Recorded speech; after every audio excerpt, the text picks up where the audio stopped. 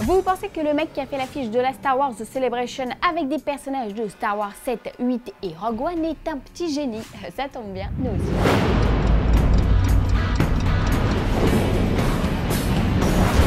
Et si Joss Whedon revenait dans l'univers Marvel? Souvenez-vous, le réalisateur des 2 premiers Avengers s'était beaucoup investi dans la préparation de ces méga blockbusters et le tournage de l'ère d'Ultron l'avait quelque peu laissé sur les rotules. Lors de la promo, il a même dit avoir suffisamment trimé pour cet Avengers 2 et puis on avait eu vent de friction avec la Maison des Idées. Bref, vous l'aurez compris, entre Joss Whedon et les films Marvel, on pensait l'histoire terminée. Mais récemment interrogé par The Wrap, Whedon a déclaré qu'il se laisserait bien tenter par une nouvelle franchise Marvel centrée sur un personnage féminin, lui qui, rappelons-le, a créé Buffy contre les vampires.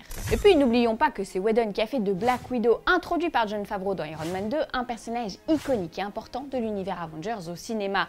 Or, souvenez-vous, on vous en a déjà parlé dans cette émission, Kevin Feige a récemment confié qu'il adorerait faire une franchise sur Black Widow pour la phase 4.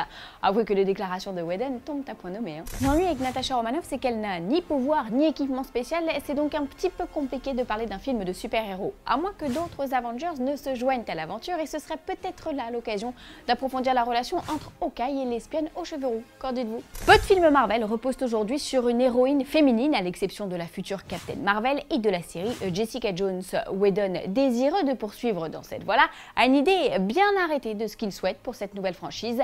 Un ton plus proche de Jessica Jones justement et moins léger que Supergirl. Il n'y a plus qu'à attendre l'annonce du futur calendrier Marvel pour savoir à quoi s'en tenir. À suivre. Aussi rapide que le tournage de Transformers 5 qui succède à celui de Fast and Furious 8 à Cuba. Voici les news en bref. Si, comme nous, vous vous êtes demandé ce qu'était devenue la scène du supermarché que l'on voyait dans un spot télé de X-Men Apocalypse, eh bien sachez qu'on a la réponse.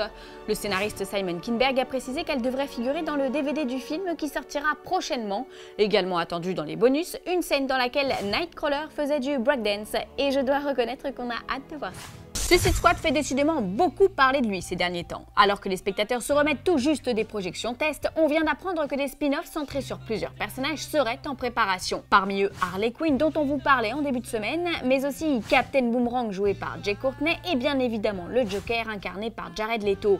Tout ça est à prendre avec des pincettes car il ne s'agit pour l'instant que de rumeurs, persistantes mais rumeurs quand même.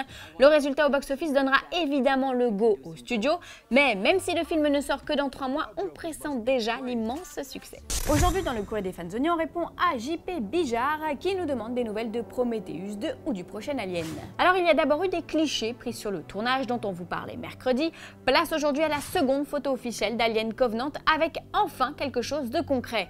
L'actrice Catherine Waterston pose ici en débardeur à la façon de Ripley devant un vaisseau, probablement le vaisseau Covenant. Un vaisseau qui se posera le 9 août 2017 sur Terre, là où personne ne vous entendra crier. Vous avez déjà imaginé ce que pourrait donner du Star Wars à la sauce Hitchcock? Ou l'inverse? Non? Eh bien moi non plus. Je vous propose donc d'y remédier grâce à Fabrice Mathieu qui s'est amusé à mettre des séquences de la saga intergalactique dans la plus célèbre scène de la mort aux trousses. Et le moins que l'on puisse dire, c'est que Cary Grant prend très cher. Je vous souhaite à tous un excellent week-end et je vous dis à lundi.